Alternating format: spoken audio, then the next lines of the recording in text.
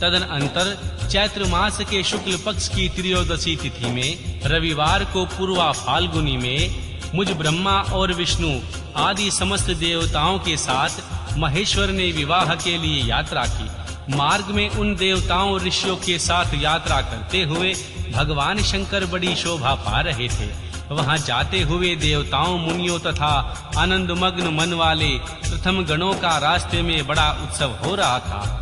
भगवान शिव की इच्छा से वृषभ, व्याघ्र, सर्प, जटा और चंद्रकला आदि सब के सब उनके लिए यथा योग्य आभूषण बन गए।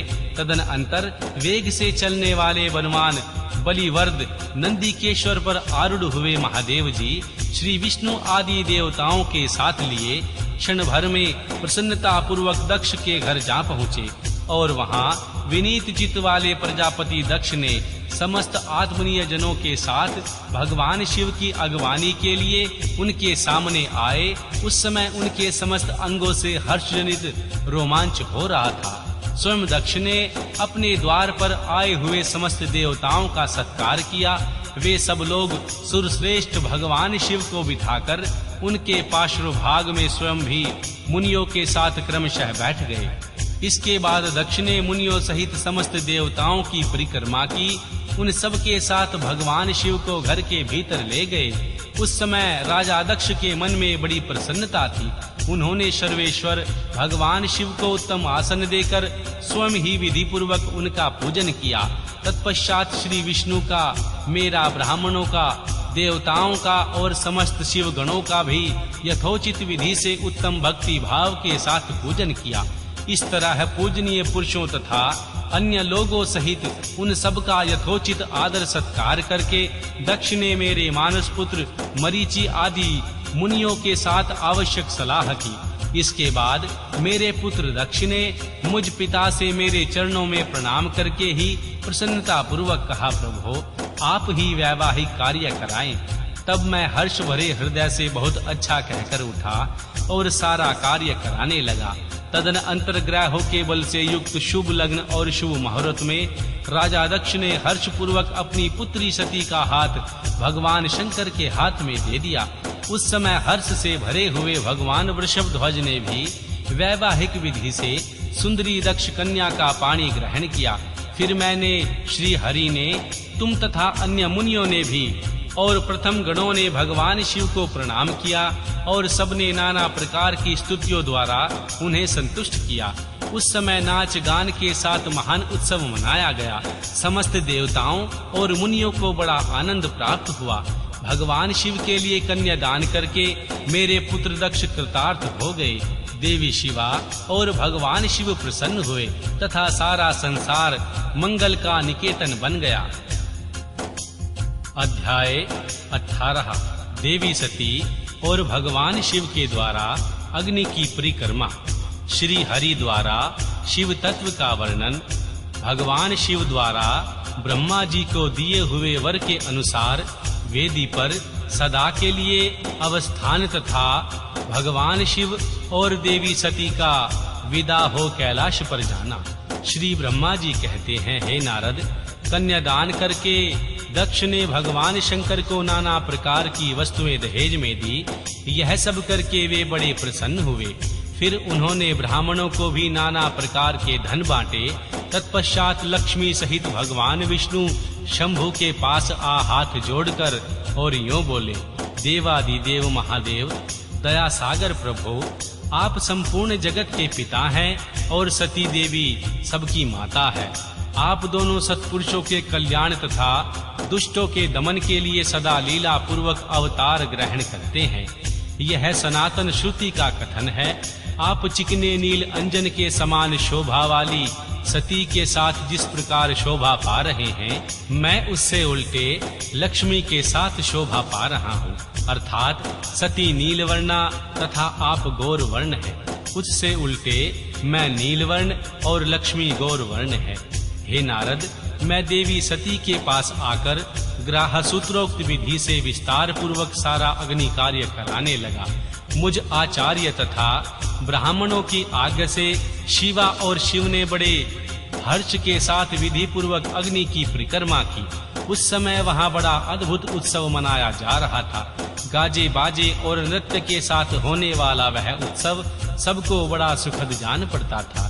तदनंतर भगवान विष्णु बोले, सदाशिव, मैं आपकी आज्ञा से यहाँ शिव तत्व का वर्णन करता हूँ। समस्त देवता तथा दूसरे दूसरे मुनि अपने मन को एकाग्र करके इस विषय को सुने। भगवान, आप प्रधान और अप्रधान प्रकृति और उसके अतीत हैं। अनेक भाग हैं, फिर भी आप भागर रहित हैं।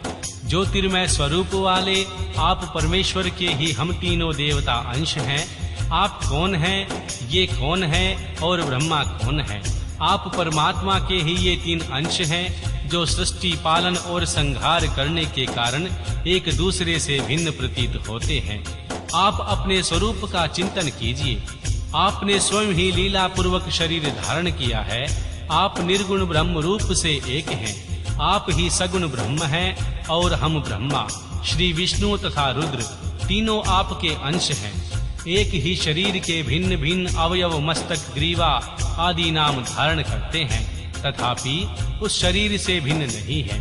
उसी प्रकार हम तीनों अंश आप परमेश्वर के ही अंग हैं, जो ज्योतिर्मय आकाश के समान सर्वव्यापी एवं निर्लेप स्वयं ही अपना धाम पुराण, कूटस्थ, अव्यक्त, अनंत, नित्य तथा दीर्घ आदि विशेष लक्षणों से निर्विशेष ब्रह्मा है। वही आप शिव हैं। अतः आप ही सब कुछ हैं। श्री ब्रह्मा जी कहते हैं, मुनीश्वर, भगवान विष्णु की यह बात सुनकर श्री महादेव जी बड़े प्रसन्न हुए। तदनंतर उस विवाह यज्ञ के स्वामी यजमान परमेश्वर शिव प्रसन्न हो लौकिक गति का आश्रय ले हाथ जोड़कर खड़े हुए मुझ ब्रह्मा से प्रेम पूर्वक बोले। भगवान शिव ने कहा, ब्राह्मण, आपने सारा वैवाहिक कार्य अच्छी तरह संपन्न करा दिया। अब मैं प्रसन्न हूँ। आप मेरे आचार्य हैं। बताइए आपको क्या दक्षिणा दूं? सूर्यज्येष्ठ, अब आप दक्षिणा को मांगिए। महाभाग, यदि वह अत्यंत दुर्लभ हो तो भी उससे शीघ्र कहिए। मुझे आपके लिए कुछ भी अदेय नहीं है। मुने, भगवान शंकर का यह वचन सुनकर मैं हाथ जोड़ विनीत चित्त से उन्हें बारंबार प्रणाम करके बोला, देवेश, यदि आप प्रसन्न हो और महेश्वर, यदि मैं वर पाने के योग्य हूँ तो प्रसन्नता पूर्वक जो बात कहता हूँ उसे आप पूर्ण कीजिए। महादेव, आप इसी रूप में इस वेदी पर सदा विराजमान रहें, जिससे आपके दर्शन से मनुष्य के पाप धुल जाएं। चंद्रशेखर, आपका सानिध्य होने से मैं इस वेदी के समीप आश्रम बनाकर तपस्या करूंगा। यह मेरी अभिलाषा है। चैत्र के शुक्ल पक्ष की त्रयोदशी को पूर्वा फाल्गुनी नक्षत्र के रविवार के दिन इस भूतल पर जो मनुष्य भक्ति भाव से आपका दर्शन करेगा, उसके सारे पाप तत्काल नष्ट हो जाएंगे, विपुल पुण्य की वृद्धि हो जाएगी और समस्त रोगों का सर्वथा नाश हो जाएगा। जो नारी दुर्भागा, बंध्या, कानी अथवा रूपहीना हो, वह भी आपके दर्शन मात्र से ही अवश्य निर्दोष हो जाएगी। मेरी यह बात उनकी आत्मा को सुख देने वाली थी। इसे सुनकर भगवान शिव ने प्रसन्न चित्त से कहा, विधात, ऐसा ही होगा। मैं तुम्हारे कहने से संपूर्ण जगत के हित के लिए अपनी पत्नी सती के साथ इस वेदी पर सुस्थिर भाव से रहूंगा।